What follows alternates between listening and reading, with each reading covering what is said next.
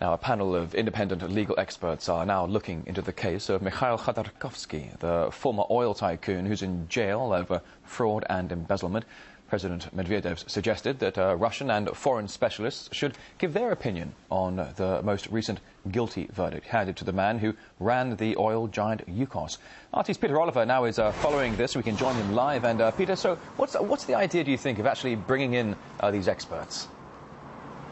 Well, this Presidential Human Rights Council comprises experts from here in Russia as well as around the world. Now, they're going to be looking into the latest conviction of Khodorkovsky, which took place in December of last year. Now, this was the conviction that saw his jail time, the time he'll spend in prison, extended up to 2017.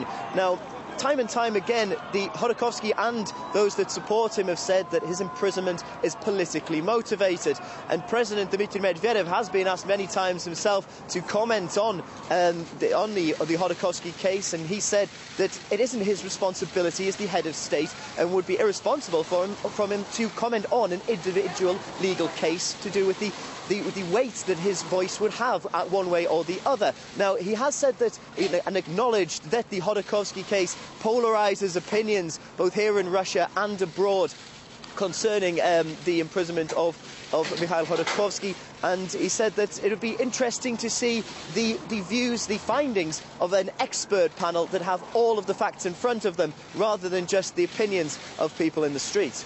So bringing in some outside opinions here and some expert analysis. But Peter, when do you think we're likely to hear the first independent assessment of the case, do you think?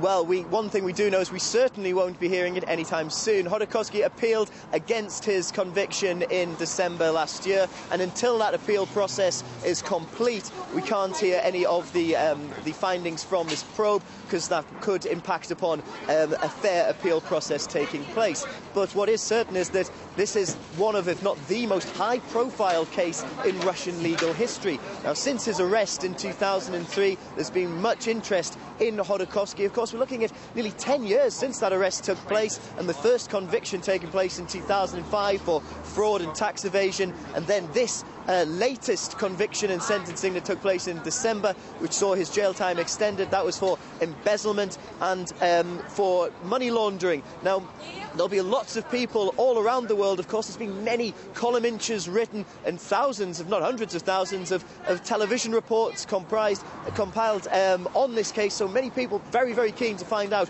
what this investigation will put forward.